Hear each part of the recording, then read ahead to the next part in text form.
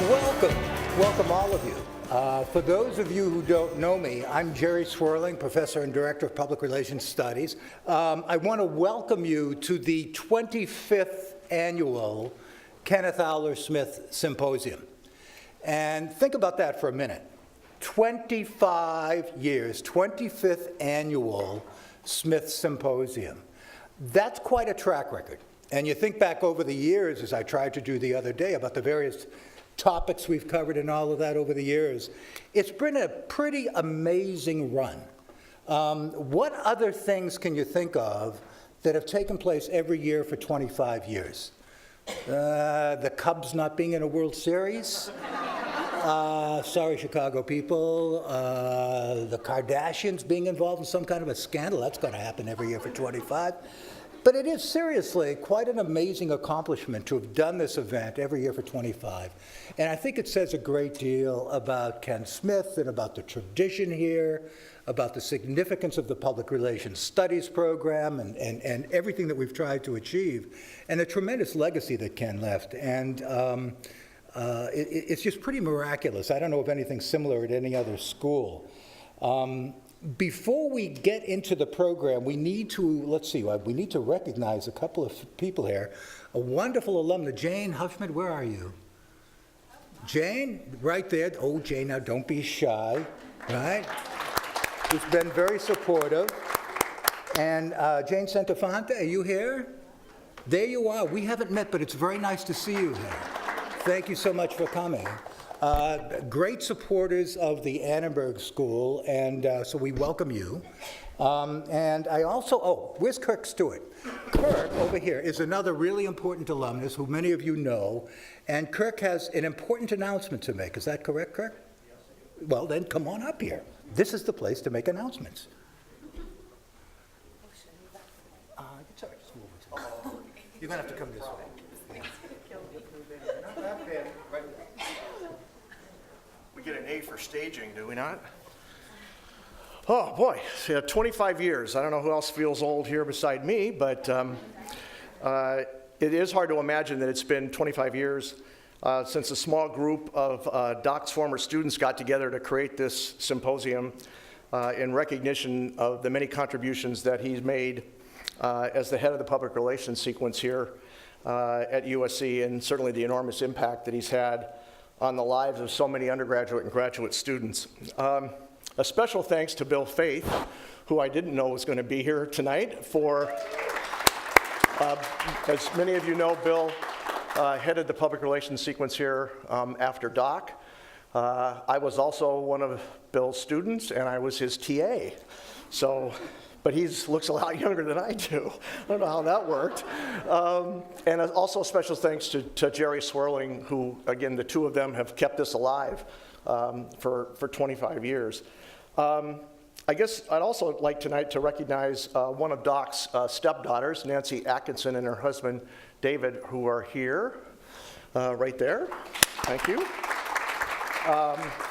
Unfortunately, Doc's widow, Pat Thompson, and his other stepdaughter, Jana, who, interestingly enough, was one of my students when I taught here, so it shows you how everything is all sort of intertwined and connected. They couldn't be here tonight, but they send their best wishes to everybody that's here. So here's the news.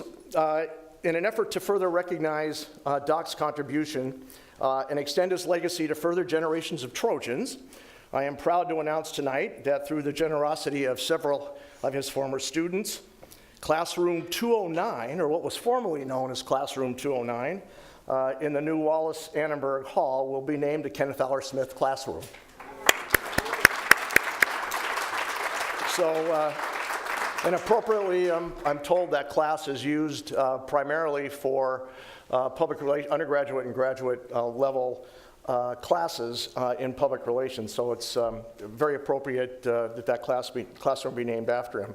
I also think it's a fitting acknowledgement for someone, I think, who, those of us who knew Doc or were students of Doc, challenged us to look at problems from a different perspective. He encouraged us to constantly be inquisitive, and he always pushed us to be curious about the world around us. So I guess I would just say tonight, I hope that you take a couple things away from the symposium. I have two comments. First to mentors and second to mentees. For all you potential mentors that are here tonight, I encourage you to take the time to invest in the future of young people who are interested in this amazing profession or have recently entered it. I can tell you that my wife told me not to get emotional, and I won't. I literally would not be standing here tonight if it wasn't for Ken Smith. 41 years ago, that's how old I am, he took a special interest in a kid who had just quit law school and was struggling to figure out what he wanted to do with the rest of his life. He spent the better part of a day with me, and through that interaction, it really inspired me to get my master's degree and ultimately pursue a career in public relations. And as they say, the rest is history. Interestingly enough, I actually never had a class from Doc, but certainly the impact he had on my professional and personal life was profound. So second, I guess the other comment I have to all you students that are here tonight and potential mentees, I really hope that you're fortunate enough to have someone come along in your young life. Excuse me. I'll get it together, hang on.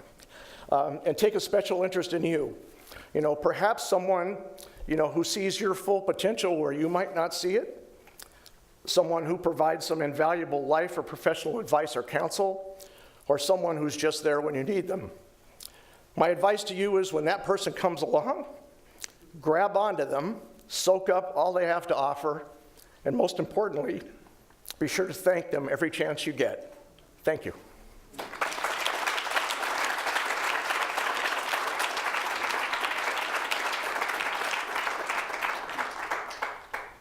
Thanks, Kirk. Speaking of mentors, I have to say that he has been something of a mentor to me, too. It's funny, you're never too old to have a mentor. And as we get older and we understand the importance of wisdom, but he took my notes. So now I'm really... So, what do you think? So the Lakers finished last, right? But it could improve their chances in the draft, right? Thank you very much. Yeah, thanks. So as I was saying, choose your mentors carefully. In any case, thank you, Kirk, for all the help you've been to me. This guy's provided a lot of advice and counsel to me over the years as well. And I'm just out of curiosity on the subject, of mentors and mentees. How many Annenberg students are here in the room? Nice, nice, great to see you all. And how many alumni are in the room? Good group. And let's see, any other people of other types? Yes, quite a crowd. All of the remaining people now. That's very nice. So we're going to talk tonight about a really fascinating topic. And the topic is diversity. And you've seen it in the promotional materials, you know what it's about, except that I'm not sure that today we really know what it is about. We've been talking in this field about diversity since I first came into it 44 years ago.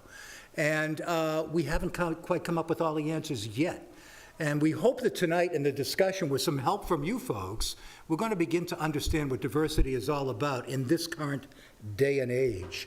This particular discussion about diversity, this particular Ken Smith Symposium is particularly important to me because it's the last one for which I'm going to be responsible because I'm retiring at the end of this academic year. After 17 years here, after 44 years in the business, in a business that I love, I can only second what Kirk has said about it being a wonderful field, and 17 years at an institution here, USC, that I love. So this is the last one I'll be responsible for, so I no longer have to worry about throwing a party and not having anybody come. Right? So that's one thing. But the other reason this is particularly important to me is that this topic, again, diversity, is one that has been so central to our self-identification as a profession for a very long time. It's been on a lot of people's minds for a very long time, and it's meant different things at different times. And we're entering, I think, a period when it's going to mean something more. Now, here are a few factoids for you to consider when we think about diversity and so forth in our field. And I have to thank Professor Rochelle Ford of Syracuse, who pulled this together for the PRSA Foundation. In the 2010 census of PRSA's 22,000 members, you know the PRSA is a big professional association, 22,000 members. They did a study in 2010 in which they broke down the membership in terms of backgrounds. A total of 14% of those 22,000 people, 14% of 22,000 combined identified themselves as being Hispanic, Black, African American, Asian, or Asian American. That's 14% combined out of 22,000. And that was up, by the way. It had doubled since the last time they did that in 2005. Now, I went back and looked at the 2010 U.S. Census. By comparison, 36% combined identified themselves, self-identified as being Hispanic, Black, African American, Asian American, and so forth. So you can see that there's a huge disparity between the breakdown of the population and the makeup, at least back in that year, of our profession, as represented by the membership of our professional association. So there's something a little wacky there, and I'm sure it's changed since then, but it's still an issue. Then there was another study done by PRSA in 2011. This was on the gender work-life study piece of research, where women reported in the business that they tended to be in much more, let's call it, the role of the technician than men, who tended to be more in the managerial ranks. And they also recognized through this study an average difference in compensation of about $20,000 a year, men versus women, in 2011. Then there was another study in 2012 called Coming Out to Tell Our Story, Using Queer Theory to Understand the Career Experience of Gay Men in PR. The feedback there, the results were that the gay men enjoyed working in the field, but there was a great deal of dissatisfaction with stereotypes, with a lack of friendly and a diverse population in the workplace, diversity-friendly policies, and feelings of isolation. So you put all this stuff together, and you begin to think that maybe the data suggests that things have been a little bit out of whack regarding the roles in our field and or the perceptions of our field among just about everybody in the field except for us straight white guys, right? And everything's great for us, but there are a lot of other people who aren't that satisfied with the way things are, and perhaps with good reason. Now, here's some more data and I'm not going to go on with more and more data all night because we have to get to the discussion, but a study was recently done on thought leadership among millennials, the generation that will represent the entirely new wave of practitioners and leadership in our business. And this isn't specifically about their feelings about PR communication, it's about the attitudes of millennials in general.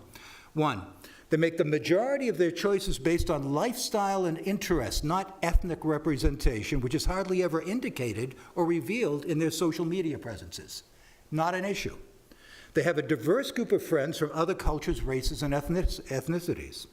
Nearly all of them agreed they are not living in a post-racial America. And as evidence of that, they talk about things like racism, stereotypical U.S. racial history, and certainly what we've been seeing in the news recently about the relationship between law enforcement in some cities and minority communities isn't exactly helping that situation. They view culture in a very broad and conceptualized way, again, in terms of lifestyle, not necessarily in terms of racial identity. And they reject, when they're watching movies and partaking of entertainment, they reject racial and gender identifiers within the portrayals of characters if it doesn't reflect the actual composition of the story.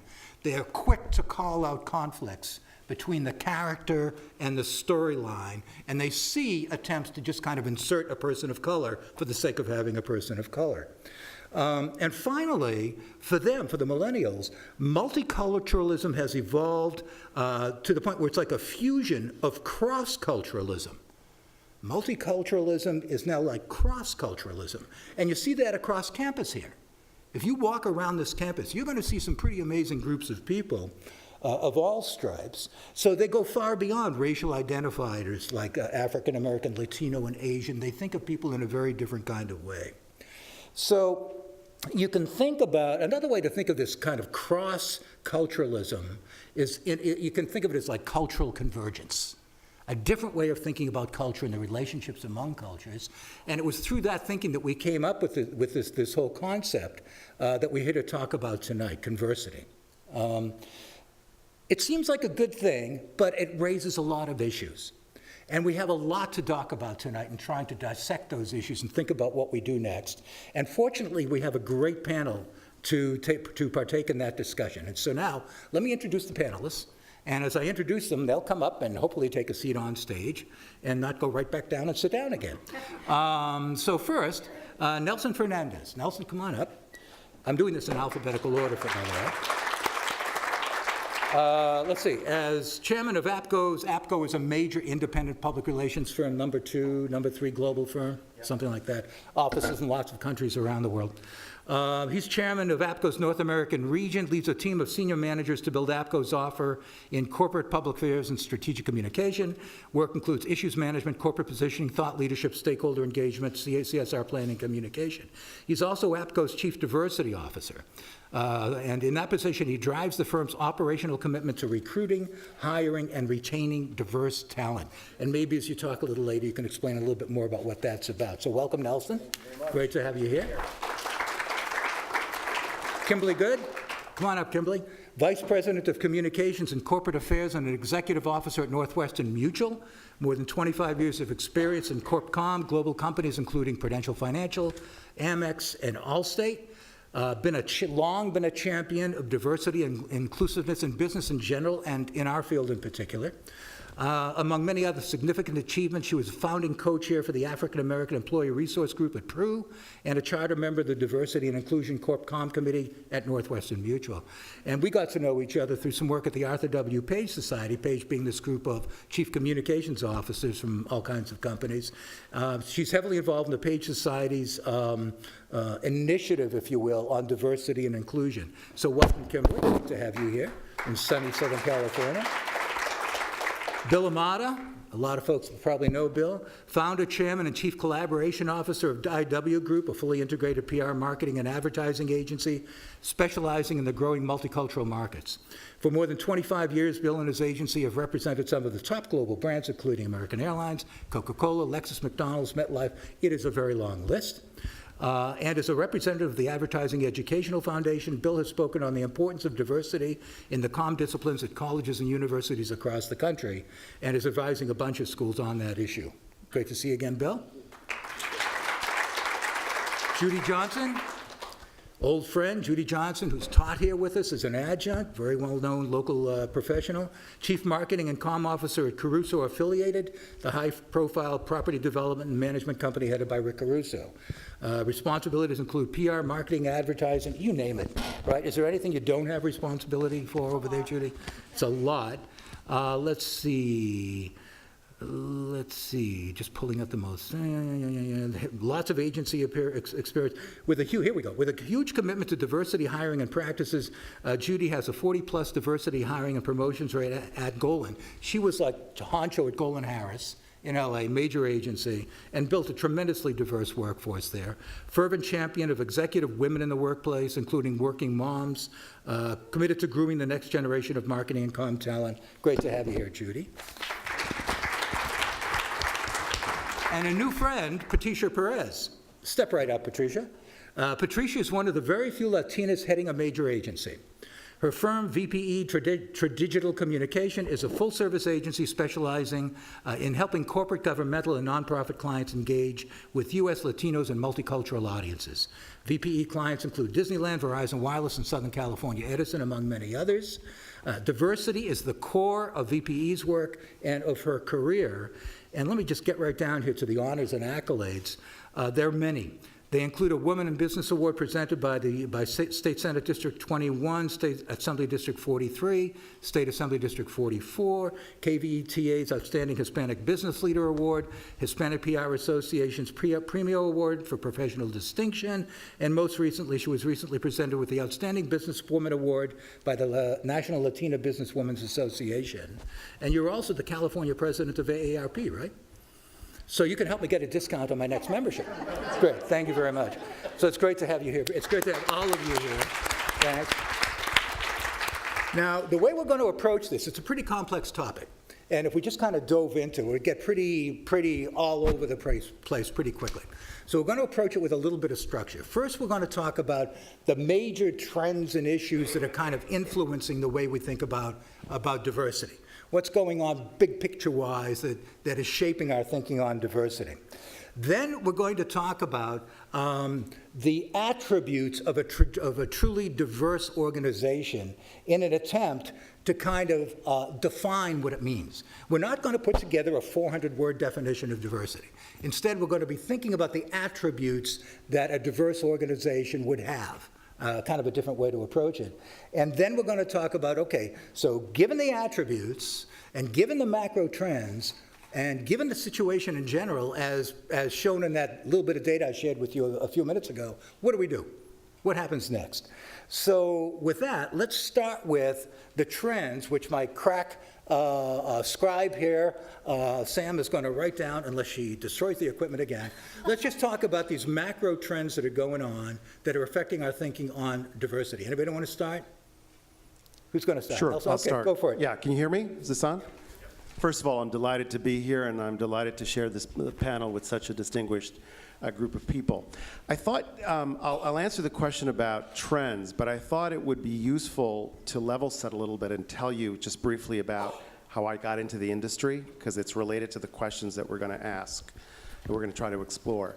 I started in this business at Burson Marsteller, not a very diverse place when I started. And what's interesting about this is that the Fernandez in my last name comes from the fact that I'm Cuban. I came to this country when I was 6 years old. Spanish was my first language. And if you know anything about our culture, I come from a working class parents. I was the first one in this country to go to college. And the first question that I would get from my very ambitious, hardworking mom and dad was, are you going to be a lawyer? You're going to be a doctor? What are you going to be? I can't tell you how many times I tried to explain to my mom and my dad this crazy business that we're all in. And I raise that because if one of the questions and challenges that we're trying to explore is, why aren't we diverse enough? It's that we still, as an industry, I think, have some external challenges and structural issues that I think are challenging, especially for kids like me who face all kinds of pressures, right, to deliver by going into professions that perhaps are much more clearly defined. So that's a topic of conversation. Trends. I think, as someone heading up a region and heading up an agency, one of the most important trends that I'm noticing is the urbanization of our culture. It's linked to the issues that Jerry raised about how young people, the millennials and Generation Z, are really taking a look at the kind of workplace that they want. They're no longer interested. I mean, we work with Asian Americans, Latinos, African Americans, and they are with us because they want an experience. And they want an experience that's about engaging with people who are different in the workplace. They're not looking for people to be just like they are. And so this millennial individual who's really looking for a diversity of experience and diversity of insight is presenting some major challenges. That's one. So one is the impact of millennials and urbanization. I think two, a trend that we're seeing on the client side is diversity fatigue. I think that there's this sense that we've been talking about this for a very long time. There's a sense that nothing is happening. The numbers that Jerry suggested are sort of staggering when you take a look at the census and the fact that we're inevitably becoming a more diverse a community. But when you take a look at our industry, when you take a look at the clients that we work with and for, that's not translating. And so there is this sense, what can we do? What really are the issues? That's number two. And number three it's got to do with opportunity. I think it's all too easy to perhaps simplistically put the blame on the agency leadership for lack of diversity, when I think many of the issues are structural. Remember, we're in a service economy, right, which is a big trend. We value cognitive ability and thinking, analytical thinking. And so this all goes back to the kinds of opportunities that we're creating for truly diverse individuals to be able to have a level playing field and compete in that environment. So those are some of the trends that I think are important to think about as we explore this question. Great. I think at the level, I don't know if it's on, it's probably not. I think it's on. Okay. You know, at the level below millennials, I am a mother of 2 kids. It's not on. How about this? A little better. I'm a mother of 2 kids, and what I find interesting, and it also is a lot about the city in which we live and the complexity of the demographic. And so this is not true for every city, clearly in the United States. But so I have an 11-year-old and I have a 14-year-old. And how they see the world is very different than how I was raised to see the world, because I grew up in a school where it was predominantly white with just a little bit of color, and my parents didn't talk about it. I don't think we have a meal at the table or a trip around town where we aren't talking about diversity. I live in San Marino, so I am the minority. We live in a community that is predominantly about 70-some% Asian. And you know, they learn all of the different cultural aspects of the Chinese community because the schools put on a lot of different things for that particular community. But so, you know, I feel blessed that our kids talk about things that we didn't talk about. And I think, you know, it's not me who feels this. I think a lot of people realize that, you know, people fear what they don't know. People fear what they don't understand. And I think until we get to a world that is free from prejudice and bias, it comes from greater understanding, and understanding comes from what's happening in the United States. You look at the census of what's projected for 2020 and 2015, and all of the white people in this room will be a minority. And I think that that will only build toward, hopefully, a world of greater acceptance. Judy, but do you think LA is the exception?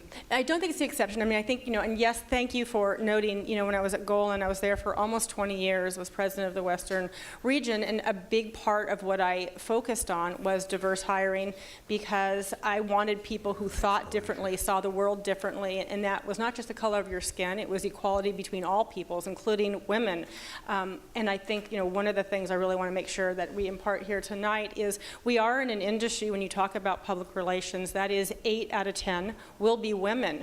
But when you get to the senior ranks, that is no longer the case. And I think that, you know, for anyone here, and I'm not, you know, burning my bra here, but for anyone who read Leaning In, well, then forget about it. But, you know, for anybody who read Leaning In or who cares about women in the workplace, I mean, this world is never going to be equal or truly diverse until every government, every board, every executive table, and every company is 50-50 with men and women, and not just in terms of the totality of the employees, but for the types of roles, functions, and pay.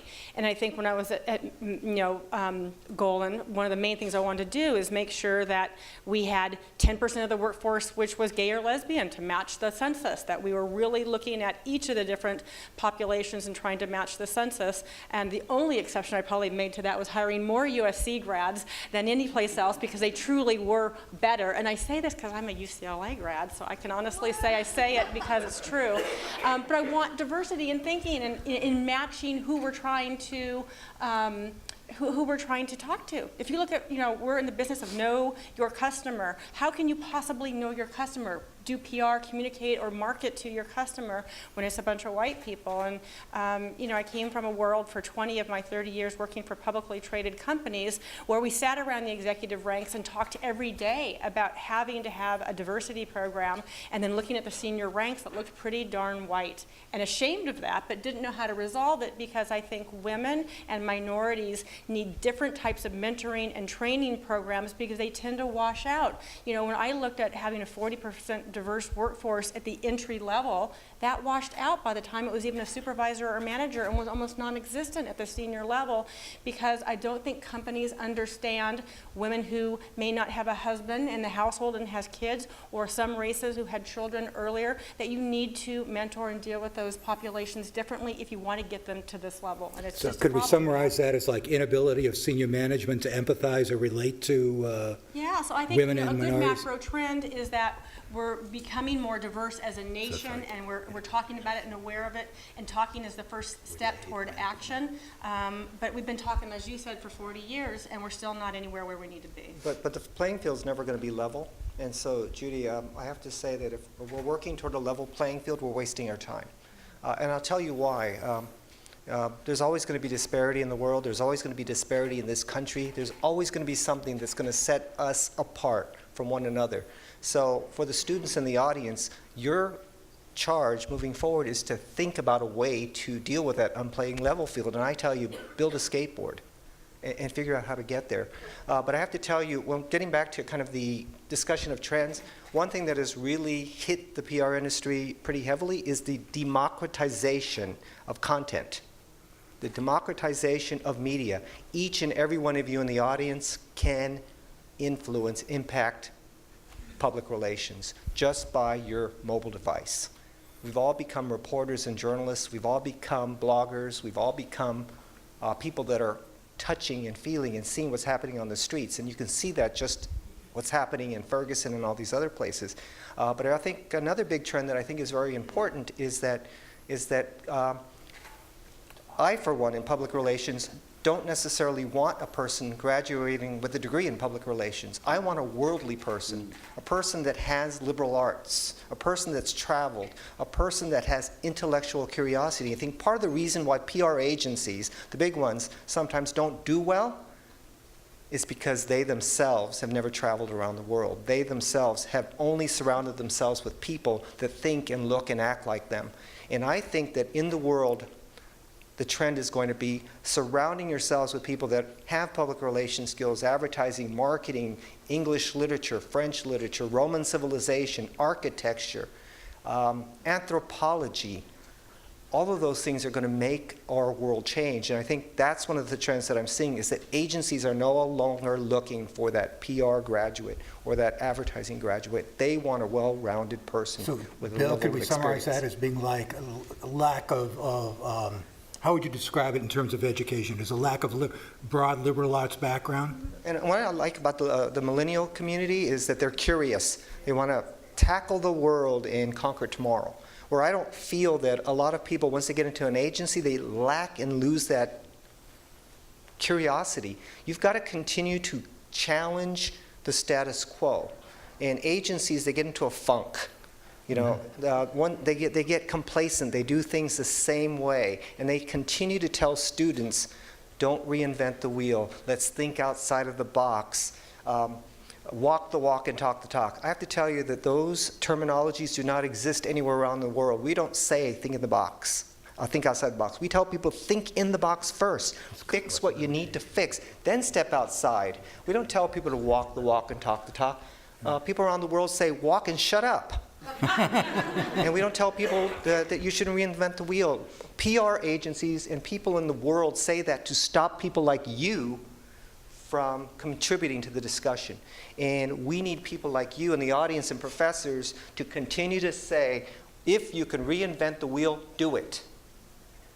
Because you're the folks in this audience that can do it. And the world, the people that survive, reinvent that wheel each and every day. Bill, do you think that contemporary education is kind of limiting the way people are thinking in some ways? I think the people that are adjunct professors get it.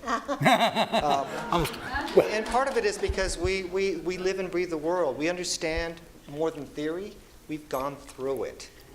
And so each of us on this panel have experienced something, and we bring that to the classroom. So I just want the faculty members to take a little break and work in the real world for a little while, then come back. Yeah. Okay, Patricia?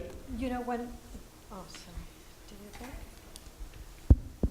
that? When many of us remember that, you know, U.S. was, of course, the melting pot, right? Everybody was supposed to assimilate, and that was a good thing. Then we started in terms of you know, ethnic marketing. Everybody started developing, identifying these niches and started cultivating that. Then we became from the melting pot to the salad bowl, right? How everybody was unique and individual, but we all comprised. Well, now a trend is that we're going into this concept called total market. Researchers have identified that there's an amalgamation of cultures, and they really don't know what to do with it. So now general market firms are doing this concept called total market. And some of the companies, you're going to see them, they're going to be fumbling through it. You're going to be all of a sudden watching general market TV and hear some Spanish thrown in. And so everybody's just kind of throwing things against the wall to see what sticks. So unfortunately, we're all kind of the guinea pigs in this new research, in this new arena, as they're starting to identify what millennials are now starting to do in terms of not always self-identifying with just one ethnicity, being truly multicultural. But the other thing, though, is that the other trend is that, every day in the U.S., 2,000 Hispanics turn 18 in the U.S. So 2,000 Latinos every day turn 18.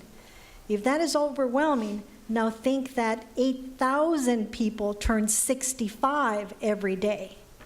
So in terms of diversity, not only are we going to have the ethnic diversity and the gender diversity, we're also going to have the age issue. That yes, we have a very important millennial and young people and Generation Z and understand, I totally understand, but at the same time, we're going to have this huge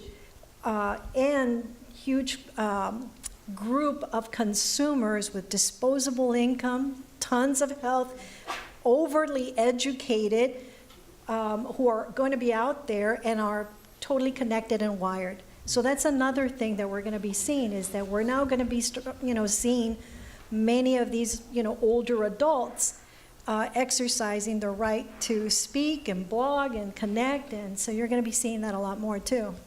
Thank God. I am not. And you know what? I think that's what makes this time super cool for us as communicators, even those of us who are not millennials, because at the end of the day, while I won't let agencies and corporations completely off the hook in terms of the lack of progress, the demand and the need and the urgency for organizations to be better in this space and to be more reflective of the marketplace, it's like an absolute, it's going to happen. It's going to happen by virtue of the fact that the tables are going to turn. And so at the end of the day, as you talked about the democratization of content, what I also see as a trend is the speed, the pace, the power of emerging public accountability systems, where these authors in their own right can take corporations to task in a heartbeat. And corporations who are good and agencies who are good at understanding how to respond and understanding how to decision in a way that doesn't offend and embraces constituents is going to be really critical to success. There are tons of recent examples where you can see even well-intentioned activities go quickly awry. And then there are some that are just plain dumb and they get into hot water. So organizations that are really good in that that cross-cultural space that you mentioned are going to be the ones who are going to be able to be successful in this environment. When I think about my journey, I do want to give us a little bit of a success story in the sense that while we haven't made as much progress as we would like, the fact that this room looks like it does and this panel looks like it does shows that we have made some progress, and we should celebrate that. At the end of the day, I started in corporate America 28 years ago, and I had a really unique experience because my head of corporate communications at the time was an African-American woman. So I came right out of Northwestern University, which I think is a pretty good journalism school too, and I walked right into what looked like my normal. And so I looked at this role model and said, God, I want to be the head of communications one day. And it never seemed impossible or improbable, and it painted for me the realization that mentorship is so important, particularly as you try to help folks who may be underrepresented succeed in our industries and corporations. So you started the conversation with the importance of mentorships and building relationships. That's going to be really key and something that I think will also help this wave of eventuality. You just used a really interesting term, my normal, right? That's really an interesting way to think about it, my normal. What does that mean to others? When you think about my normal and how it helped you get into the field and how it relates to mentorship and role models. Yeah, one thing that I wanted to sort of share, especially with the students here, is this. I got into this field because Harold Burson had established the Burson fellowship program, especially for people who are coming from outside of the communications disciplines. And what was really important to me was I saw myself first and foremost as a communications consultant, not as a Hispanic or a gay consultant. And that was a very important thing for me, because what I wanted to do was resist the tendency in some agencies, and some of you are nodding, I think you know what I'm talking about. If you are Hispanic, if you are gay, if you are Asian, you are the Asian, Hispanic, or gay consultant. And from the very beginning, I said for myself, that is not the direction that I want to go into. I want to be a consultant so that I can pick and choose whatever projects I want to work on because I'm good at what I do. And I think I think the answer to the question, one of the questions, how I got to be the head of APCO Worldwide's North America region and the head of the New York office, is by always keeping that as my true north. Always respecting the fact that if you're Hispanic, Latino, gay, I would always tell my clients, I'm a twofer. I'm Hispanic and I'm gay. You're getting two for the price of one. But I always resisted the notion, if what you wanted to do as a colleague, as a president of a region, as a CEO of a company that I worked with, was to invite me to participate on a project just because of one of those dimensions, I would always say no. And so I think an advice for all of you who are looking, I think, to advance and to have the ability to do interesting, challenging, meaningful work that does not limit you, but that expands you, you need to think about that a little bit. I think it was a little bit difficult for me. I mean, my normal was I went to consult with a large agency, and I was the only Asian American, and it was very difficult to be like you, Nelson, because every time the president would come to me and say, Bill, I have a problem. So we have some Cambodians coming to meet with us today. What do Cambodian people eat?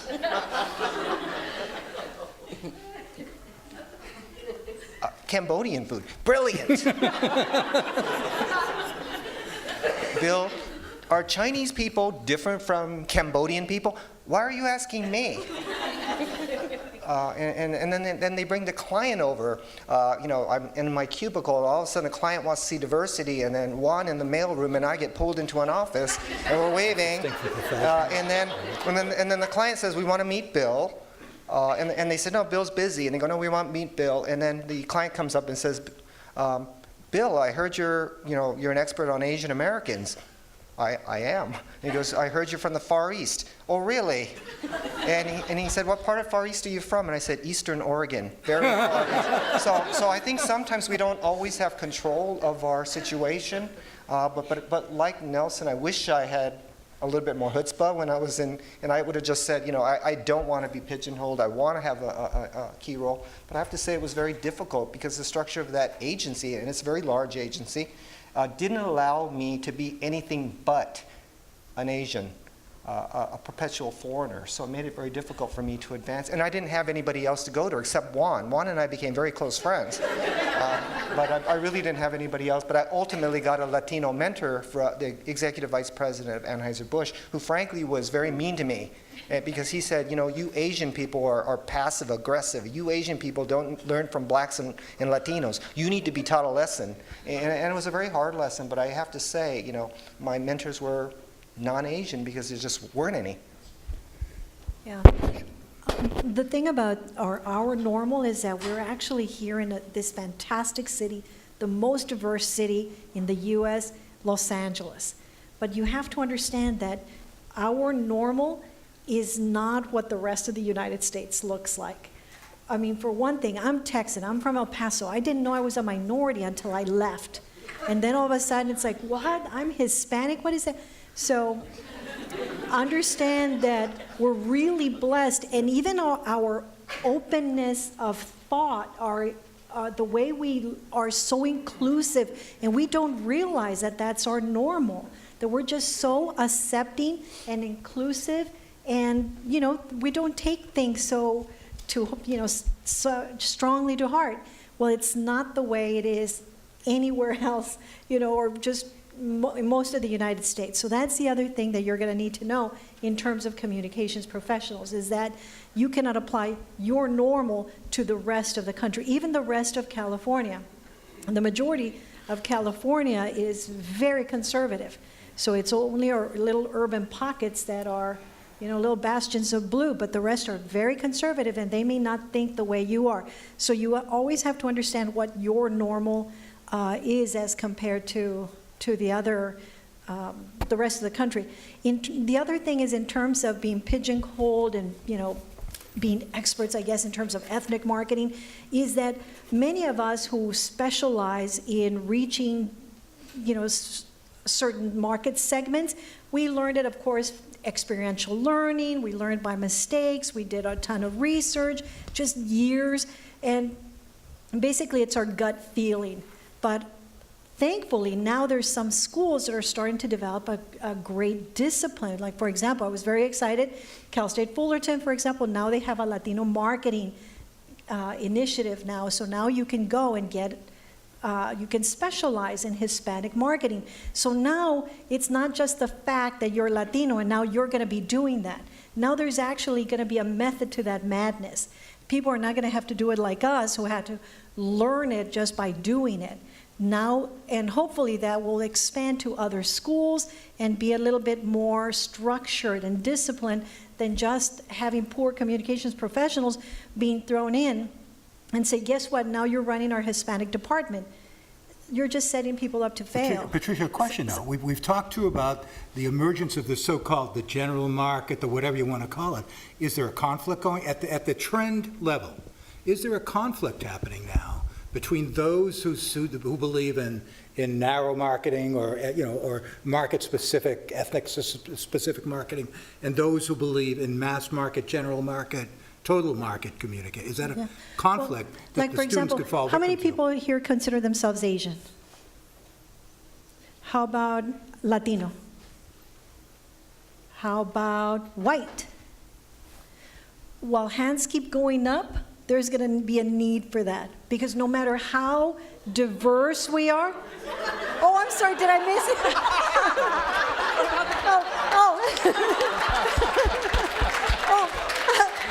How about the black guy? How about the person who identifies with at least two of those categories? Because that's the next box to check. Right. See, so as long as people identify, because you are self-identifying. See, you may be totally open and diverse and everything, but as long as you self-identify, there's going to be a need and an opportunity to market to you based on that emotional connection you have to your culture and to your heritage. So I'm going to chime in because I'm the only white chick sitting on this panel. It has a non-diverse background. You probably wonder, like, how was I even put on this panel? Because You're diverse. well, I'm diverse in other ways, but it's going to come down to some old-fashioned stuff. I think the first one is integrity, and the second thing is passion. So when I was very young, I worked for Kirk. I thanked him as a mentor when he'd moved on to Nike. But he knows when I was young, I had two things. One is I just wanted to come in every day and do a good job. I cared about what I was doing, and I was passionate about whatever I was doing, whatever it was. And I think as I started working with more diverse people and seeing there was a problem in the industry, at Golan in particular, I was known for that, but also at Fleischman Hillard. And because I was passionate, I wanted to be vocal. I wanted to also be vocal about women's rights, because I saw inequities in promotions and salaries, and not even having a place to nurse. And for 2 years, I was traveling around the world, nursing a baby on a plane in a client's office and wherever I could, and there wasn't a place for that. So I think it comes down to wanting to do what you think is right, no matter what the color or race or background, and then having a passion for it and standing up. And to be honest with you, when I was working for Kirk, or before that or right after that, I didn't have a voice. I wasn't senior enough. And I think it wasn't until I got to a place where I had a voice and somebody would listen, or lots of people would listen, I could actually make a contribution.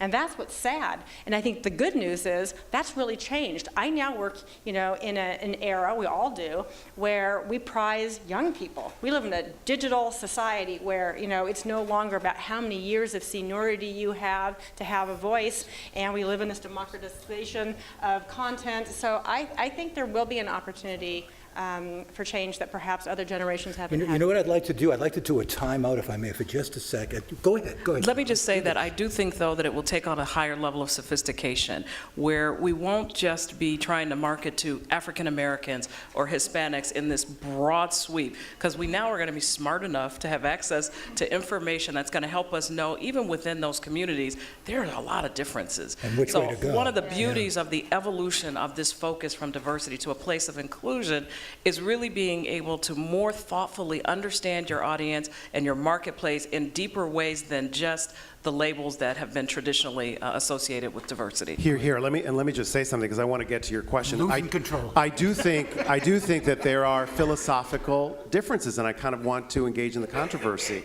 I really do believe that the era of specific targeting based on sort of typical characteristics is coming to an end. I believe that. I think when I look at the young people who are working at my agency, Asians, African Americans, Latinos, gay, straight, mixed, they're not looking at themselves in that way, nor are they interested in looking at the market that way. They are looking at drawing from their differences, by the way, which are many. And to your point, many Caucasians who are saying, I am Caucasian, and I happen to be interested in this, and there is a sense of true diversity that's happening as the market changes, which I think is creating some interesting opportunities for us in this industry. Not your typical siloed communication. So I do think there's some interesting tensions there. Yeah, it is. I mean, as a trend at the macro level, that divergence, think about that. That's really an interesting point to be in right now. And so students have to be careful, I think, to be cognizant of that divergence and kind of figure out where they want to take it, where they want to go with their careers. Because right now you can kind of decide that the battle has not been won one way or the other. It's still up for grabs. In terms of macro trends, have we missed anything? When you think about what's going on in the world around us, it's affecting perceptions of diversity, particularly in our field. Can you think of any others that you don't see up here? Have we missed anything? Religion, okay. Yeah, like this whole thing with the Muslims. Yeah, all right, okay, all right. So I actually think that's a good point. It's a great point. The Islam is the fastest growing religion in the world, and that's going to really change, I think, the viewpoints of the world. So I actually think that's yeah. a good So point. religious diversity Jerry, would I be the have point. one, if you want to add it, Yeah. that we didn't talk about, and it's, this younger generation doesn't really know necessarily what transparency looked like before what we call transparency. But, before WorldCom and Enron and all of that, companies didn't disclose a lot of information. They didn't feel they had to employees or to the outside world, to shareholders, to anybody. And I think in this world of transparency, people, whether it's for optics or whether it's for reality, they're doing more of the right things, whether it's diversity, sustainability, or whatever. I think where we have our next challenge, and I say this because I spent 20 years working for publicly traded companies that were focused on these types of things, is I now, for the last year, have come for the first time in my career into a privately held business where the transparency isn't there.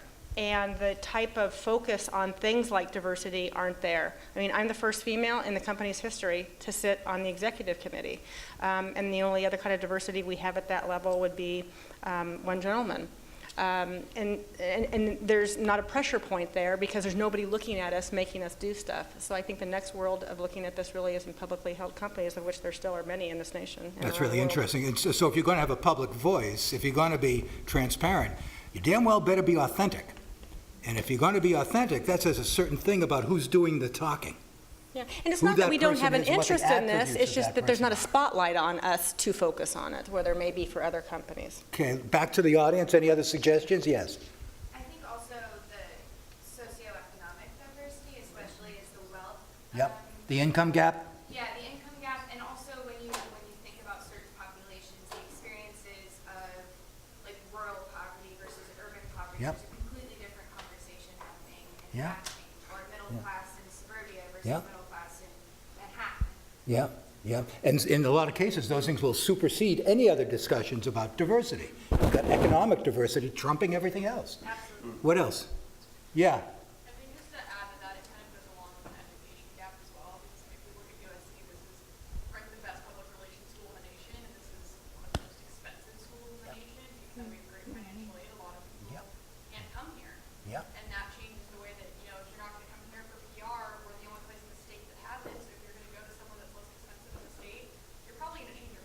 Yep, yep. So it's like access to education, varying degrees of access to quality education creates another level of diversity.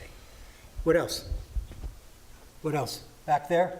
Yeah, the continuation and the real explosion of niche media, Yeah, segmented media. yeah, There used to be in my lifetime where we had three news stations. yeah, Now there's so many different little segments that yeah. it's not the same tactic. I mean, the media is so much more diverse than it is, and that's just continuing. And that's like reinforcing people's view of themselves as being in little niches themselves, because they'll hear what they want to hear and avoid everything else, right?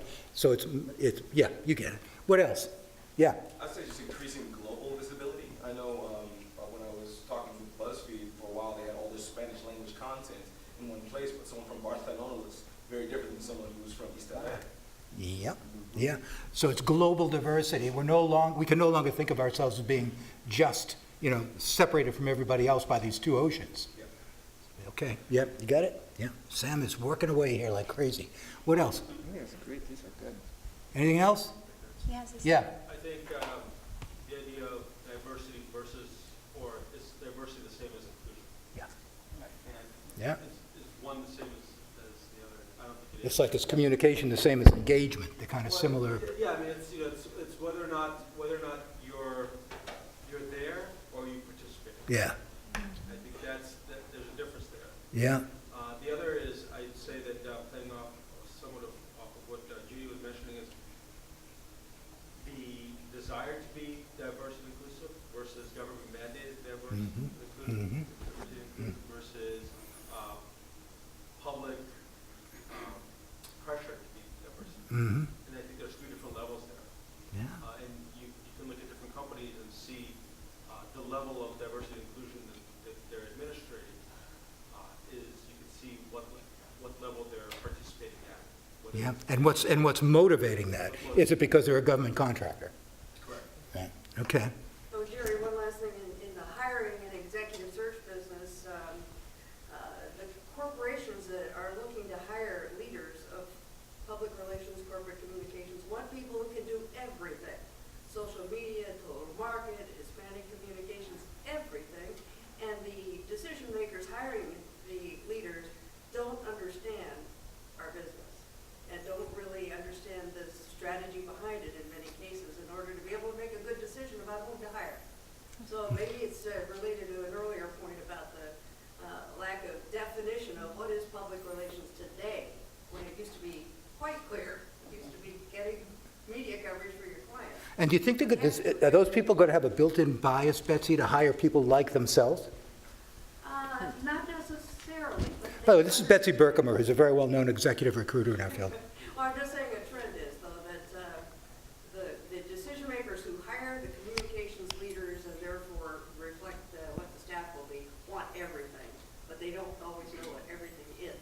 Okay, so there's lack of clarity regarding the practice, regarding the And they want- profession. It used to be social media was separate, now they want the communications leaders to understand social media strategy too. And when they see somebody who they think has it, that will trump any other consideration, such as diversity.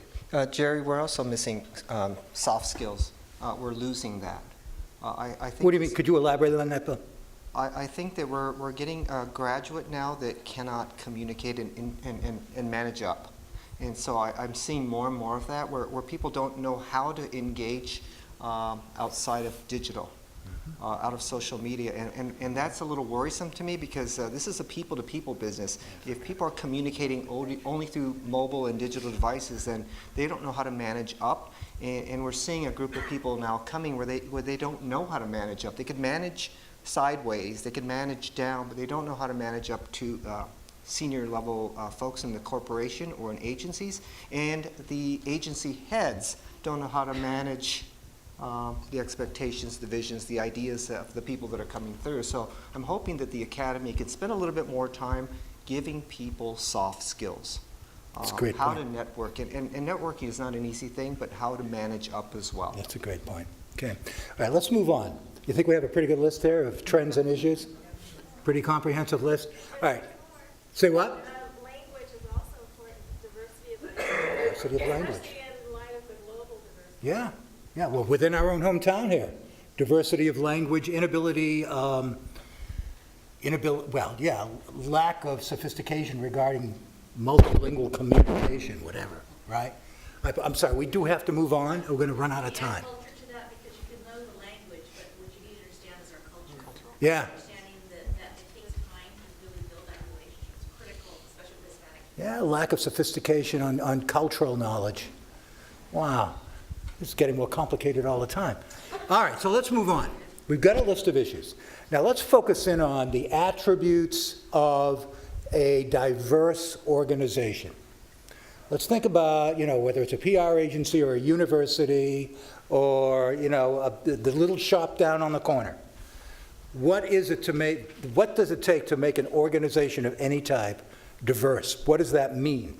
And all we're looking for here are attributes, bulleted attributes. We're not looking for a long definition. Who wants to tee it up? Who wants to start? Sure, I'll start.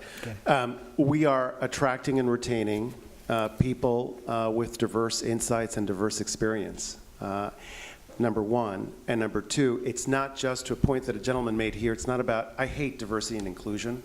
Because thank you very much, I don't just want to be included, right? I want to be engaged, and I want to be engaged in a way that I think where I have some control over the course of the company and the business that I'm working on.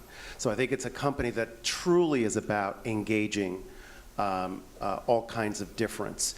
And I would do a third, which is an attribute. It's not about diversity as risk management, right? We all know it when that happens, right? You're committed to diversity because you're trying to manage a lawsuit. You're trying to put together a CSR report, and you're trying to show an uptick in the number of Latinos that you've hired. It's not about that. It's about diversity because it's part of your business strategy. And the last thing I would say is, to me, diversity is like gravity. You've got to be an idiot to resist the force. It's here. Some of you have mentioned already some of the numbers. You mentioned the census numbers. This country is changing. And the question is, how are you going to deal with that force? And so I think an attribute, and I speak from an agency side, right? It's the business I know better.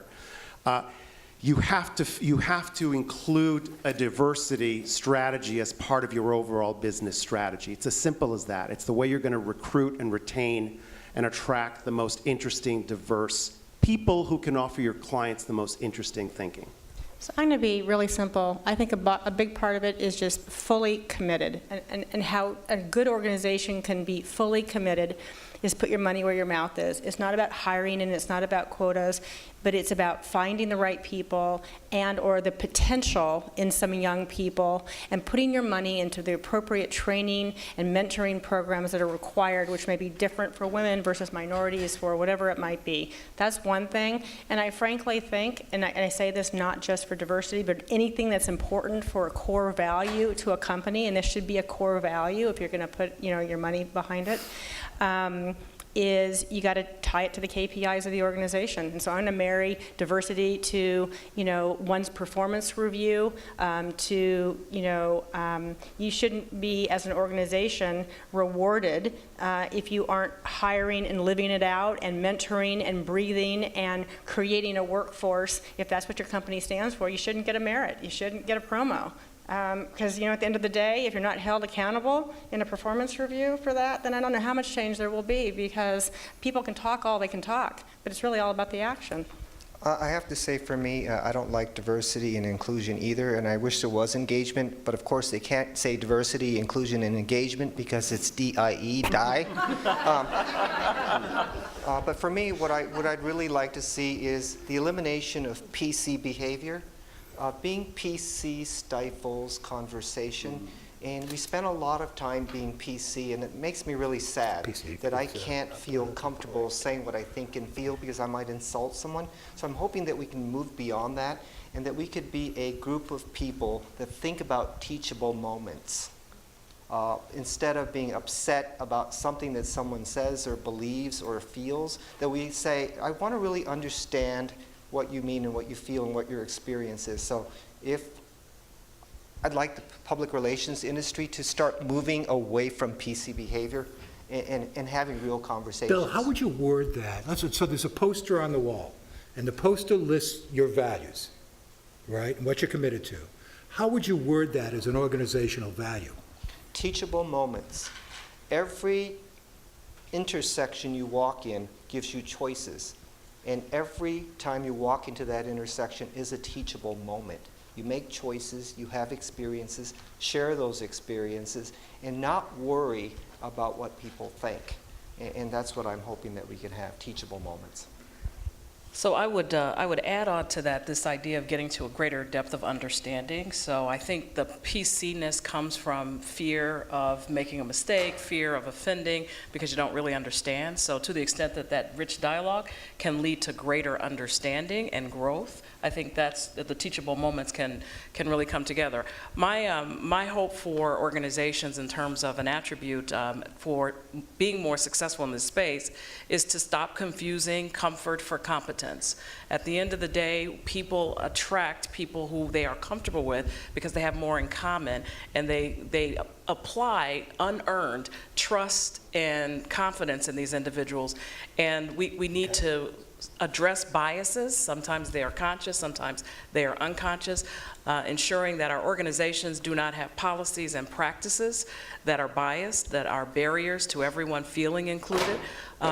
While I appreciate the concern about the language of diversity and inclusion, we have those terms as a way of making sure that we're at least focusing on getting to the end state of where we need to be, which is an organizations that are responsive and reflective of the marketplace, and where we're drawing on and embracing all that people bring to the table. So that is part commonality, and that's also part difference. So at the end of the day, I like to think I'm like a threefer, because I'm an African American, I'm a woman, I'm a mom, and so I bring all that to the table every day, and I think that gives me a perspective that can help my organization, and I also am happy to bring that voice along with all the other expertise.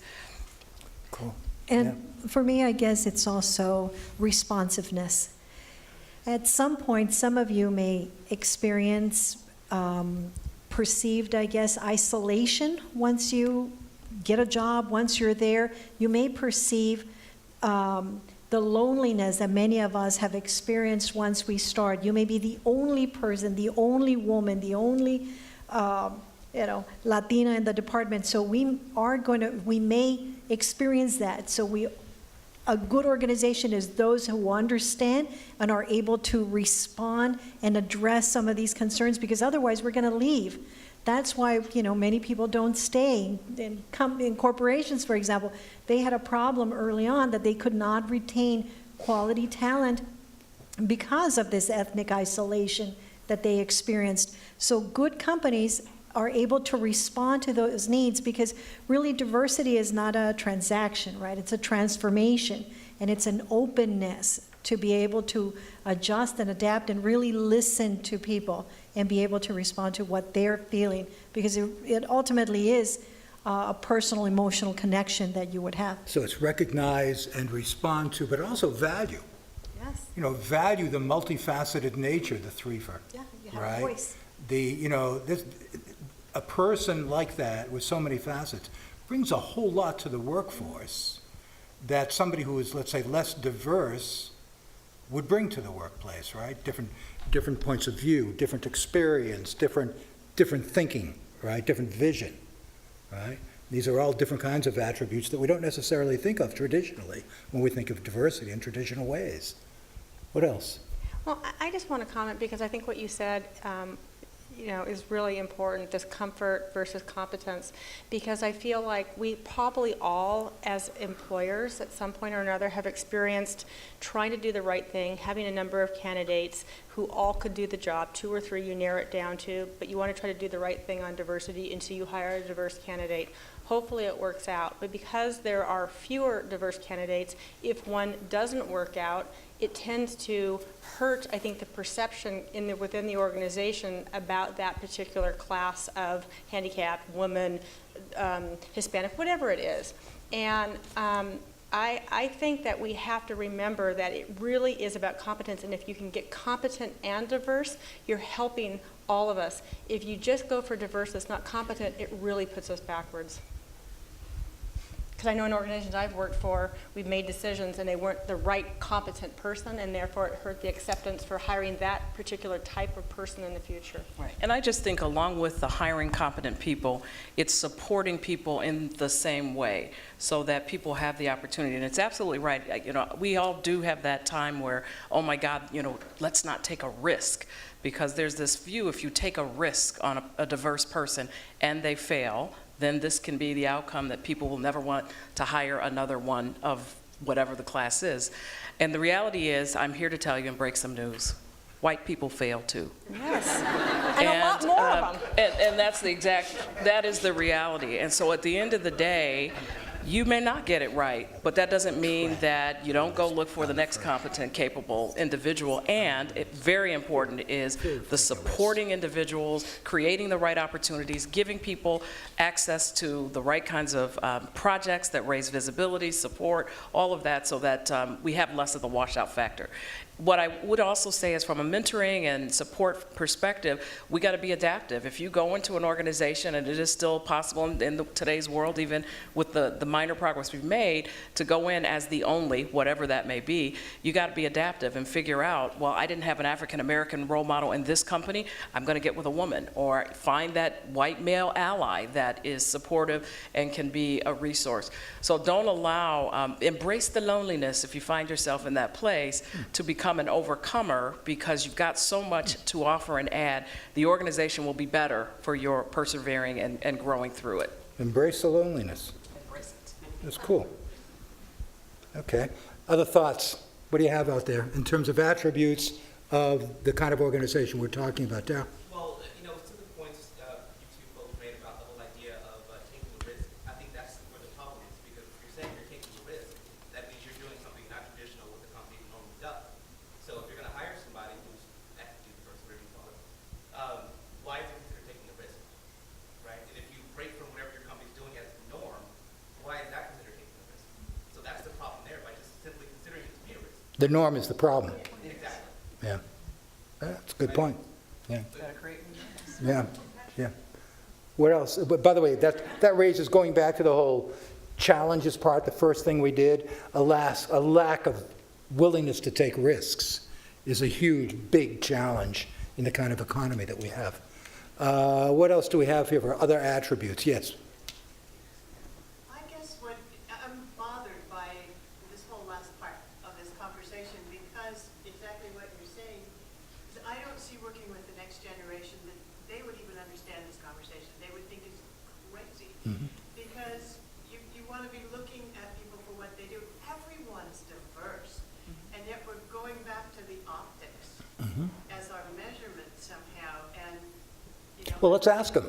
I went into a lot of companies as the only woman, and, but soon people found I had traveled, I was well-read, I was, kind of crazy or creative or something like that, and it worked. But I think It's a great point. I agree. So let's ask them. All right, there are a bunch of millennials sitting here in the room. Right? What are you? We want to hear from you now, okay? And you're not going to leave the room until we do, okay? We want to know what you think of, say what? We really want to know what you think of as the attributes of a diverse organization, please. Hi, my name is Ashley Velez. I'm in the journalism graduate program at Annenberg. So my issue with the whole conversation of diversity is that I feel like diversity comes down to your sex, your skin color, and how you, I feel like we're not accepted as whole people, and I'll give you an example to put into context. When I was going on an interview the other day, my mother was very frustrated with me because I didn't straighten my hair for the interview. And I told her that I didn't want to work anywhere where I felt like I had to wash myself out in order to get a job. And I feel like in diversity, when we discuss these things, yeah, you may hire me because I may have a different skin color than you, but if I want to wear my natural hair, that's an issue, and it's frustrating. It's like, it shouldn't just be about where you come from. You have to accept the entire package. So I shouldn't have to wear my hair straight to be professional. And I think that's a huge issue that we're not discussing. Appearance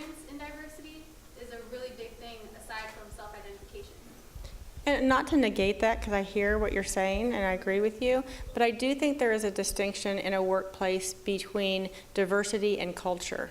So, for example, I worked in an agency environment for almost 30 years. You know, wore jeans to work every day. People were crazy. It was loud. It was wild. It was a real fun environment. I'm in a very different setting where it's, you know, I work for Rick Caruso. The brand is Rick Caruso. It's a very polished organization. If somebody comes for an interview from a diverse background, it probably has nothing to do with their diversity. If they had nose piercings, tattoos, different wild, crazy hair, that would be a cultural thing, even if they were Caucasian. So I don't think you can necessarily always mix the two. I don't think so, because women of color especially, the way they have to manage their hair and the way it just grows out of their head is perceived as something that's not polished in corporate America. And that's an issue because you shouldn't have to, like, there are literally so many women of color who have damaged their hair and had to cut off their hair because they've been chemically relaxing it in order to be accepted, especially in journalism, to be on television, or to be accepted in corporate America. And that's literally like the hair that's growing out of your head, and that's because the standard is whiteness. And it's not just about hair, is it? I think that's, It's about your whole self-identity. That's not gone, and probably, yeah, I agree with you. You know, I'd like to hear from more of our millennials, though. I'd like to hear from more of the students. What are the attributes of diverse organizations, sir? Yeah, I just think it's something interesting. My background, last name is Chavez for my father, but my mom is white. So there's a 50-50 chance I could have been a Scotty. We're on an application, much like getting into school like this one, where I feel like I get to be put in that percentage of, oh, he's Hispanic, though I don't speak the language. Never been to Mexico. But this perception of what I was labeled to be in this organization which claims itself diverse. And granted, I'm very blessed I get to attend a school like this, but in reality of what I bring to it is that. All right, so the flip side of that, though, is what's the attribute? What's the attribute of the diverse organization that does not do that? It would, no labels at all. No labels. Okay, fair enough. No labels. What else? Yeah. I think one thing that we're focusing a little bit too much on is visual diversity, because there's a whole other spectrum of it. So I think an attribute for me is to not just, look at the staff picture and say, okay, they're diverse based on an image. I want it to be intellectual diversity, different personalities. I want it to be socioeconomic. I want to see ADA identity representation, American Disabilities Act. I think all of those take place in the conversation, but too many times we just get hung up on those visual differences, and that's the end of the conversation. So as long as that visual difference is represented, diversity is done. But there are many. So it's like, essentially, it's like it's embedded holistically in the culture of the organization. Absolutely. Right? You see it in many dimensions. Okay, what else? Yeah. I think the issue is, again, going off what the norm, what Professor Ryan said, the norm is the problem in that the perception of what an organization perpetuates, it's a lot, it takes us, like the millennials, a little by surprise, because we are put into a culture where we're supposed to fit in, we're supposed to act a certain way, talk a certain way, follow certain guidelines, and I think that's where the problem is, where the company perpetuates not diversity in that sense. I think that's where the major issue comes from, because we don't know what we're going to do, so we're trying to fit into the culture that's already there. We're not trying to be diverse ourselves, because we don't know if we will be accepted. Is it safe to say, this is what we were talking about before, is it safe to say that there's a conflict between the traditional view of diversity and the millennial view of diversity? Is it safe to say, based on what we're hearing, that there is a conflict there? Yeah? I actually think we didn't even get a chance to cover that. We got a little bit hung on that, but I think we all agree that diversity of thought, diversity is very different. So we got a little bit hung up on that part. So We're violently agreeing with you. yes, I think the only reason we want diversity is so that we don't have mind-think, that we have different senses, opinions based on different backgrounds, whatever those are. Yeah. And the only thing I'd add to is some cultures are slower to change, And so I think millennials are going to make different choices. You're going to decide to not want to work for employers who aren't more accepting and embracing of people with various differences. And that will then create a war for talent that will cause corporations and other organizations to continue to change. So you guys will be entrepreneurs and start other things, create your own channels of media, and all of that kind of basic economic stuff will help to facilitate change. Very true. Jen, my colleague, Professor Floto there, had a comment or a question. Not a millennial, proud baby boomer, 63 million strong. Yes.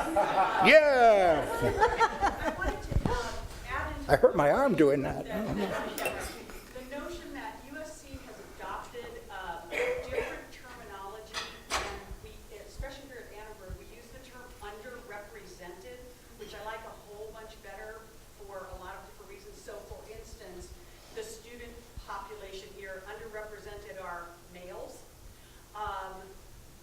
people with physical disabilities, and veterans, let's say. So I'm wondering how you feel about that as a term to sort of get away from this, like, less than, using the term minority, or diverse that is only about color, but is in a certain situation, there are groups of people who are underrepresented. And I'm over 60, and I gotta tell you, I'm suddenly invisible. So I feel underrepresented in a whole bunch of ways. So I'm just curious what you guys feel about that term. I hate it. Yeah, yeah. I don't like that label. Which one? Underrepresented, what does that mean? I mean, I think it's a fact base, so it's a factual number that you can look at your numbers and say we are underrepresented based on the marketplace. But it doesn't emotionally connect me in a way that feels like, ooh, I feel like that speaks to my voice or represents me. So I mean, I think it's a factual attribute, but not one that I would get excited about being included in. You know, I actually like the term. And I go back to the millennials' expression of their frustration with diversity, which I think is my frustration. I think if we are going to truly change our workplace, I believe in the millennial mindset, which is they are looking at things very differently. They are not categorizing. They have very strong points of view about not straightening their hair. They're going to vote with their feet about where they want to work and the kinds of environments they want to work in. And I think it's those diversity of experiences that they're looking for, because we know that millennials are looking for experiences, right, in the workplace in particular. That's what's going to really start to change, I think, the quality of the environments in which we work. It's as simple as that. And I think the representational politics, you have to have a certain number of Latinos, certain number of African Americans. That, I think, is important. But I think it's a necessary but not sufficient condition to really having a truly diverse mindset in these workplaces. That's a wonderful segue to the last phase of the discussion. Let Bill. Oh, I'm sorry. I just want to say I don't like the label underrepresented. It's just another label. I just have to say, the woman that was talking earlier, we should be able to come as our genuine self. And that's what I want. I don't want to be labeled underrepresented and have people say, oh, you're underrepresented. We need to have more of you. I want somebody to say, you know what? I want you for you. I want you for you. Yeah. You're coming here because you are a genuine person, and I value what you bring to the table. That's what I want. I don't like labels, because the first time I heard that, I was told that you are historically underrepresented. And one of my colleagues said, my family's been here for 7 generations. We created the history here. So what does that mean? So I don't like those labels. I'm sorry. All right, let's move to the last phase of the discussion, which is we've got all of this information. We've already had some ideas. What do? We're at a really pivotal point that is a wonderful opportunity, right? There's a wonderful opportunity in what's just been revealed in this discussion about the attitudes of millennials relative to traditional thinking on diversity. What do we do? I think one thing is dialogue, and we're having that now. You know, years ago when I first got into this profession, I said, God, I really wish all my clients who are MBAs, really understood the role of PR in integrated marketing, and they should learn that in MBA school. And then we went through the whole phase with this transparency thing, and college curricula started including ethics, and now that's like, de jour, right? I honestly think, and it's not just this profession, it's every profession, and it's every college campus, and it's every major should have a discussion about diversity, because until you have a discussion about it and look at how varied the conversation is and how I just took my kids to Washington, D.C., and I was in the Capitol, and my kids were like, oh, look at all these statues. I was depressed, because the whole thing about the United States is about equality and the Bill of Rights and the Constitution, and every one of those bloody statues was an old white man, And so I just feel like, part of it is just having a discussion, and I left that Capitol building and had a discussion with my kids. It begins here in school. Classes need to talk about it, and it should be every single major period.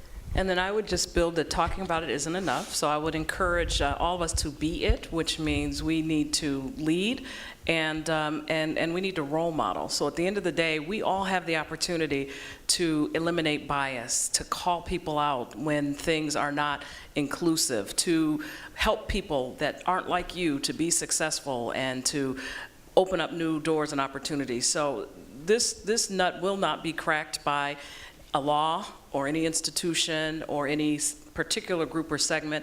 And if there is any power that the millennials can bring to us, it is actually be this thing that you're describing, that you want to see happen. Be that, live that, lead that, role model it, so that you create the new normal. Yeah, that's a great point. I mean, role modeling is not something that just comes with age, right? It comes with wisdom, too, and wisdom comes at all ages. What else can we do? What else should we do? Yeah. I mean, you said that talking about it is the way. You said that talking about it is enough. You have to talk and be. I would kind of disagree in a way and say that it should just be being. Because for me, this don't left. Because for me, I think when we said this kind of catches us off guard, and granted, I grew up in a home where it wasn't celebrate other cultures. It was everyone's. You shouldn't even think about them differently regardless of the culture, because everyone's a person. And so for me, this is so, my normal is to be inclusive of everyone, and that's the kind of home I grew up in. But for me, I see it as, I feel like the more we talk about it and the more we say, oh, they're all these different cultures and everyone needs to do their own thing, we need to have different programming for different cultures and different people and genders and all that kind of stuff, it's like, we're all just people, so we should all just be treated like people. I don't know if that's... You know what? You're young and you're an idealist, which is fantastic. Patricia and I were having a sidebar earlier that you're not an employer yet. Someday, hopefully, you will be. And you will be a decision maker, and the world will be a different place. But right now, there's 2 generations between you and a lot of employers, and it isn't that easy. I come from, like I said, an environment that was so much more diverse and a focus on that. And I'm trying to push every day, whether it's one issue or another, up a mountain. Because I'm in an organization that is not highly diverse. It is not female friendly at the higher ranks. And it every day is, being careful with how you take that agenda. Someday when you're leading that company, then it'll be a different story. Maybe the action step is there, have the long-term view. I can't go in and make change if I don't have discussions first. But this is what I mean. It's 2015, and we still have companies. We still have people within the companies trying to generate change within the company. And we're just talking just women, let alone, bringing diversity. We're just trying to, diversify and bring in more women to the table. And you may not see it, but we were talking about how at the executive level in communications, you don't see that many women. And I mean, and this is 2015 now. So we still have a ways to go, which is great. But the same thing with me and those of us who are entrepreneurs. If you are not happy, if you feel like, you weren't included, then you can change it. You can start your own company. You can go to places. You can vote with your feet. You vote with your dollar, with your wallet. And so there's things that you can do. In our cases, we became entrepreneurs. Another thing to consider is competence. If you make yourselves indispensable and great, right, your professional value is going to trump any idiosyncrasies that the foolish people, might kind of send your way. Competence is really important. Start with that and everything else follows most of the time. Yeah. I just want to reiterate your point about competence, because I think that growing up in this generation where everything is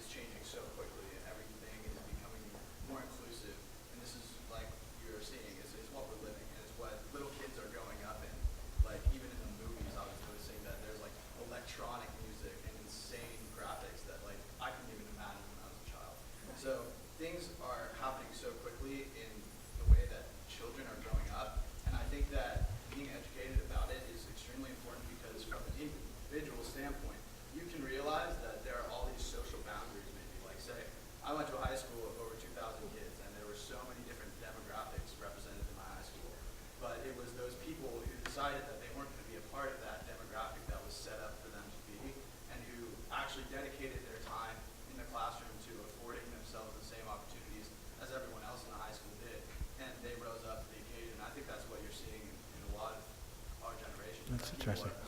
Harnessing this ability to just understand their own self-worth and their opportunities that they can grasp. Okay, that's cool. What else? Yeah. I would just like to speak for generation when I think when we're talking about diversity, we're not so much going to judge you on your race or your religious beliefs, but we're going to judge you on your character and your morals, Yep. no matter what you believe in. And I think Yeah. if we want to get down to the, having diversity in the workplace, I think someone talked about having equal to the census in the workplace. I think it's more of a PR stunt saying, yeah, there's 20 Latinos in the community, we want to have 20% Latinos in our workplace. It's a PR stunt to look like you have a diverse workplace, but what you really should be doing is starting with the diversity in education, because ultimately I was raised to believe the best person for the job should have that job no matter what race or religious belief they have. So when you level up the education and everybody has the same opportunities, then you will really get diversity. And I would just say that that is exactly right. And then there's the thing called human beings who make decisions, who sometimes have biases and other issues that prevent us from getting to that panacea. So I think that absolutely should be the aspiration. And while taking action is critically important, when you live in the world and you experience these things that aren't what we're describing, that's where the voice is going to be also important, to speak out and to help correct and role model, because we aren't just going to be there as much as we'd like to be, because we are not starting from, a level. This is not like ground zero zero-based budgeting where we're starting from nothing. We're starting from where we are. And it's a world that has a society that has had so many barriers, so many points of discrimination that do not just go away because we don't want them to be here, but beginning to model what we want that to be and correcting and speaking out courageously for those who aren't yet there, I think will be critical to getting us where you all want to be. Can we agree that there are certain core attributes among individuals that will advance them no matter what their hair is like and all of that? Things like courage, things like integrity, things like competence, right? Those things will never change. Knowing how to write. Knowing how to write is a pretty good one, right? Yes, Knowing how to absolutely. communicate, right? But remember, the same basic To stuff. write in full sentences and more than 144 characters and other abbreviations. That will always be true. Anything else the audience would like to Work add? ethic, yes. Anything else you'd like to add? Yeah. For millennials, I'm on the tail end of my mid-30s, so, I was born at a time where there was no internet, so that not everyone can claim that, even millennial class. But at the same time, I think a big expectation you should have as a millennial going into the workforce is value organizations that value you. Yeah. Sometimes an organization that is what it is might not change how much you protest inside and outside that organization, but finding individuals, corporations, people who have an open-mindedness and matches where you are is probably the best thing you could possibly do, as opposed to have to feel like you're changing an entire industry or company. Find those who get it today, and if you're not creating your own lane, find those who welcome you in the lane that they already have. That's a great point. They are out there. They're out there. You're going to have to seek them out. Anything else you'd like to add? Anybody have a pressing point to make? Sarah? In regards to opportunity, I think, and I don't know if everyone would agree with this, but just in regards to when getting a job, I don't think employers or recruiters should shy away from performance-based qualities, in the sense of if I'm not or am going to get a job, let it be because I out-hustled the other person trying to get it. And so put me in a room, I was writing 3 press releases, and if a white man sitting next to me did better, I'll sleep fine at night, knowing I didn't get the job, because again, it was that work ethic and the hustle, and there really won't be any risk involved because it was that performance, not those things. Yeah. Believe me, you may get hired because an organization is seeking diversity, but you will never stay there if you cannot deliver the goods. Anything else before we close? Ma'am, back there? Can you speak up a little bit, please? I'm not a student at USC, but I came here because I got an email. So I work at CBS, and I was like, well, I graduated like 2011. This was my first job.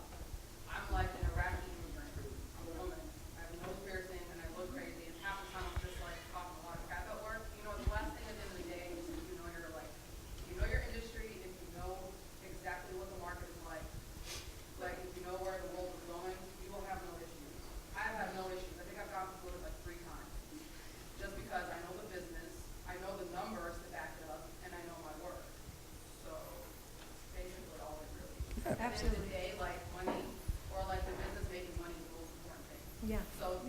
Mad skills, that's exactly it. You must be really, yeah, you have to have mad skills, and then you can paint yourself purple if you want. Does not matter. Absolutely does not matter. One more comment, back there. I think as PR professionals and journalists, we kind of facilitate most of the conversations that happen in public in the world.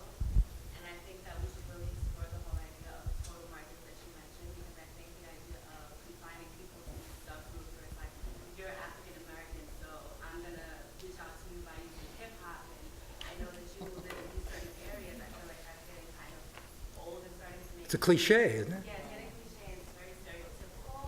And every person that is raised with gender or culture or religion can have any interest in any type of thing. So I think that we should really focus on trying to expand that total market thing so that Do you resent being approached in that way? I do, because I just hate when people look at me and they're like, oh, what's up, yo? Like, I do that all the time. you know. I have to say, I have to jump in here, and I totally get what you're saying. I totally get what you're saying, but I have to tell you, I actually had a client come up to me and tell me that she wanted to market hair care products to African Americans, and she was going to do it at church. And I said, do you think all black people go to church? You know, I just think that's the craziest thing. But the thing is, what she didn't understand was she went to church and she passed out all of these hair care products. And she said all the black people came up and wanted the products. And she said they all like it. But no, there was no sales. And so it wasn't until this person, I said, you know, you need to go. What she was saying earlier, I said, you went to church. Why don't you go to a salon? And again, that's a little bit stereotype, but I said, go to a black salon. And she goes, I'll go there for an hour. I said, no, you go there at 6 o'clock in the morning and you stay till 10. And she did that, and she realized what people go through to straighten their hair and do all these things. And then she realized that her product was wrong. So I do think that there is some benefit to having a little bit of cultural awareness, because not everybody's hair is the same. And so I do think that, you know, it's a nice idea, it's a very egalitarian idea to treat everyone the same, but in reality, not every product, every service matches. And the other thing that is important for you to know is not everyone experiences the same thing. I'm sorry. I grew up in a different neighborhood than maybe some of the folks in this room. My experience is different, and I do value people that come from different backgrounds and socioeconomic positions. You know why? Because 1 or 2% of the world's wealth is held by 2% of the population. And I want to hear the experiences and values and interests of what people experience. So I agree, total market's a wonderful concept, but the reality is you all have some experience at home, in your places of work, where you grew up, in the schools that you attended, the people that are where you immigrated from, that makes you unique. And I want you to bring that genuineness to me. I don't want to just say I'm going to blanket all of you with the same messages in the total market. That to me does not make sense, because that does not treat me as a genuine person. So yeah. It really flies in the face of the whole notion of individuals. But I don't think that's what you were saying. I agree with you. I just think that maybe we should be stronger with our research, and instead of just assuming that black people are always in charge. I agree with that. Yeah, it's the I heard you as saying you are much more than just a black woman. You are a much more complicated individual. And I think we have got to stop siloing people and categorizing them in that way. We're not that simplistic. And so I think as we take a look at what we're going to do to change the workplace, to create workplaces that are more inviting for real difference, we got to stop that kind of simplistic way of looking at the world. Hear, hear. And with that, shall we close? Yeah.